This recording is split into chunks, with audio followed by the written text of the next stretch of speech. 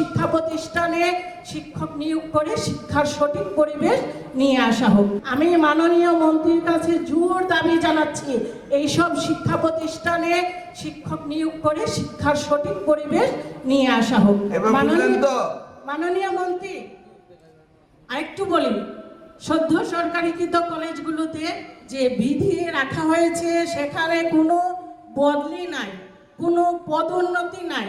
একজন শিক্ষক প্রভাষক হিসাবে জয়েন করার পর ৩৫ বছর চাকরি করে গ্রেড অবনমন করে তারপরে প্রভাষক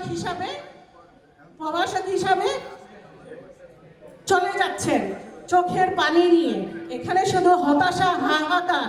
আমরা অনেক আশা উদ্দীপনা নিয়ে কলেজ সরকারিকরণে অংশগ্রহণ করেছিলাম, কিন্তু যারা যাচ্ছেন তারা শুধু হাহাকার নিয়ে সরকারিকরণে আমি বুঝছি এই বিষয়গুলোকে দেখবেন। ধন্যবাদ জন্য মাননীয় মন্ত্রী আবারও ধন্যবাদ জানাচ্ছি আমাকে সুযোগ করে দেওয়ার জন্য। আপনি মাননীয় মন্ত্রী ধন্যবাদ দিতে হবে না, কোনো কিছু বলতে হবে না, জাস্ট পয়েন্টটা বলেন। আপনি যেটা বললেন এটা শোনার পরেও কিন্তু এখনো সরকারিকরণ করার জন্য অনেকেই ready. Anyway, that's beside the point.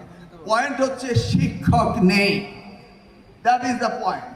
এই শিক্ষক যে নেই, এটা কি 4 মাসই সব হয়ে গিয়েছে? 10 বছর ধরেছি শিক্ষক নেই। এই জিনিসগুলো